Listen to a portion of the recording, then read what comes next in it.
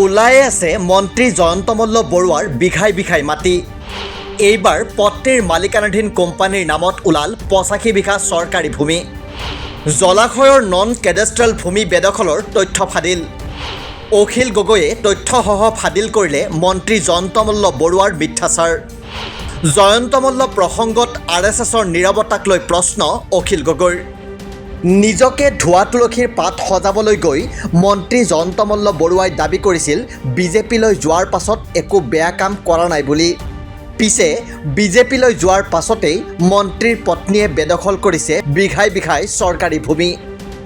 মন্ত্ৰী পত্নী জুলি ডেকা বৰুৱাৰ মালিকানাধীন কোম্পানী JMB একুৱা এগ্ৰ' প্ৰাইভেট লিমিটেডে বেদখল কৰিছে জলাশয়ৰ 85 বিঘা নন কেডেষ্ট্ৰেল চৰকাৰী ভূমি। 2022 চনত জয়ন্ত মল্ল বৰুৱাই লাভ কৰিছিল মন্ত্ৰিত্ব আৰু মন্ত্ৰিত্ব লাভ কৰাৰ পাছতেই এইদৰে শুৱে বাৱে সম্পত্তিৰ পাহাৰ গঢ়িবলৈ আৰম্ভ কৰে মন্ত্ৰী পত্নীৰ কোম্পানীয়ে। 2023 চনৰ 26 এপ্ৰিলত মন্ত্ৰীৰ পত্নী জুলি ডেকা বৰুৱাই তেওঁৰ কোম্পানীৰ নামত ৰঙিয়াৰ কয়া ৰাজচক্ৰৰ কুমটিবাৰী ৰাজহগাঁৱত ক্ৰয় কৰে প্ৰায় 40 বিঘা মাটি। কেৱল ইমানেই নহয়, লগতে বেদখল কৰে বৰলীয়া আৰু নোনা নদীৰ মাজত থকা 85 বিঘা জলাশয়ৰ চৰকাৰী ভূমি। শুকুৰবাৰে এক সংবাদমেল পাতি মন্ত্ৰী জয়ন্ত মল্ল বৰুৱা আৰু তেওঁৰ পত্নীৰ বিৰুদ্ধে এই চাঞ্চল্যকৰ তথ্য প্ৰকাশ কৰে বিধায়ক অখিল গগৈয়ে। মইতো এতিয়া অসমৰ মুখ্যমন্ত্ৰীক আহ্বান জনাইছো, মুখ্যমন্ত্ৰী ডাঙৰীয়া, আপোনাৰ মন্ত্ৰী জয়ন্ত মল্ল বৰুৱা বেদখলকাৰী। তেওঁ নন কেডেষ্ট্ৰিয়েল চৰকাৰী মাটি, নন কেডেষ্ট্ৰিয়েল মানে এতিয়ালৈকে শিকলি নেপেলোৱা, এতিয়ালৈকে হিচাপ নকৰা, ছাৰ্ভে নকৰা আনছাৰ্ভেড মাটি 125 বিঘা যদি হয় তেতিয়াহ'লে 40 বিঘা যদি মই মাইনাছ কৰি দিওঁ কিমান হ'ব? 85 বিঘা মাটি এই মুহূৰ্তত ৰঙিয়াৰ কয়া ৰেভিনিউ চাৰ্কুলৰ অন্তৰ্গত কুমটিগাৰী গাঁৱত নোনা নদী আৰু বৰলীয়া নদীৰ মাজত তেওঁ বেদখল কৰি আছে।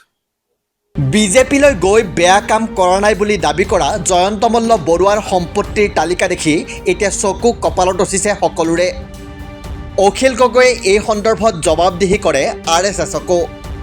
একাত্ম মানৱতাৰ কথা কোৱা RSS এই বিষয়ত নীৰৱ কিয় বুলি প্ৰশ্ন কৰে অখিল গগৈয়ে। অখিল গগৈৰ মতে তৎক্ষণাৎ মন্ত্ৰীসভাৰ পৰা পদত্যাগ কৰিব লাগে মন্ত্ৰী জয়ন্ত মল্ল বৰুৱাই, অন্যথা মুখ্যমন্ত্ৰীয়ে বৰ্খাস্ত কৰিব লাগে তেওঁক। এতিয়া মই আপোনালোকক ক'ব খুজিছো যে আপোনালোকে সকলোৱে জানে যে নলবাৰীখন হ'ল RSSৰ ঘাটি। নলবাৰীখন হ'ল RSSৰ ঘাটি। নলবাৰীত আমি জানো যে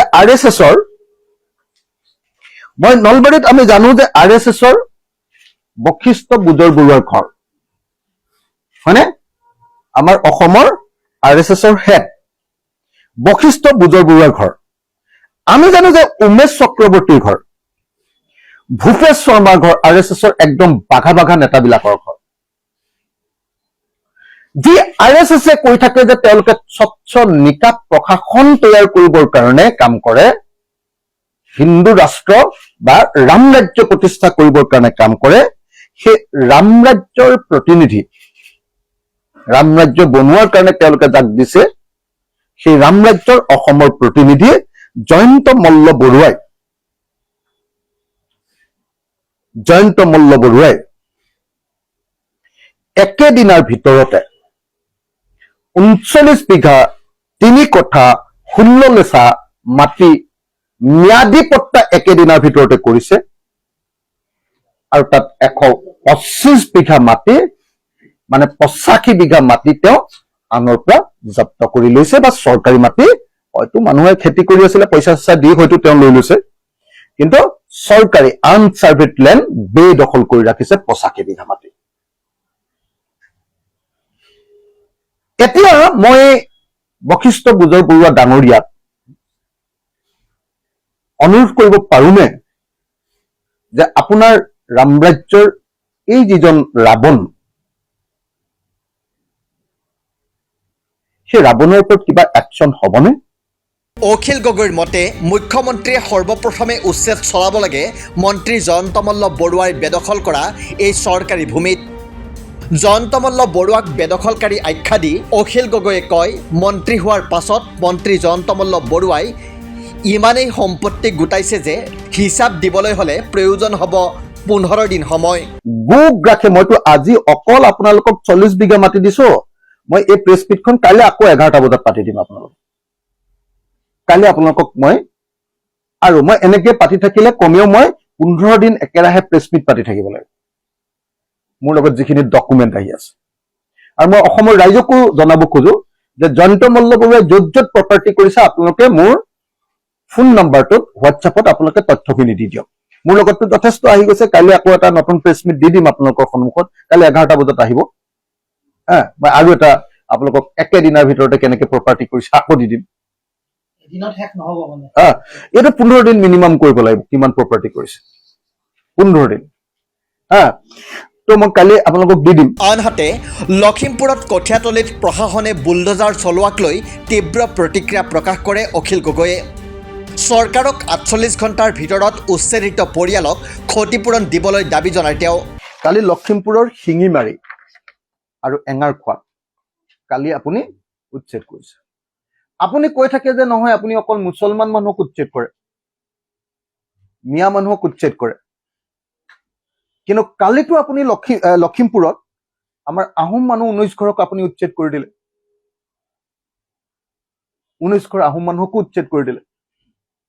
মই প্ৰথমতে লখিমপুৰৰ শিঙিমাৰী গাঁৱৰ আৰু এঙাৰখোৱা গাঁৱৰ উচ্ছেদিত প্ৰত্যেকটো পৰিয়ালৰ প্ৰতি সহমৰ্মিতা প্ৰকাশ কৰিছো, দুখৰ সমভাগী হৈছো আৰু অসমৰ মুখ্যমন্ত্ৰীক তেওঁলোকক অনতি বিলম্বে ক্ষতিপূৰণ সহ তেওঁলোকক বিকল্প মাটি প্ৰদান কৰিবৰ কাৰণে দাবী উত্থাপন কৰিছো। বিধায়ক অখিল গগৈৰ মতে মন্ত্ৰী জয়ন্ত মল্ল বৰুৱাৰ সম্পত্তিৰ যি তথ্য ইতিমধ্যে তেওঁ দাখিল কৰিছে এয়া আংশিকহে।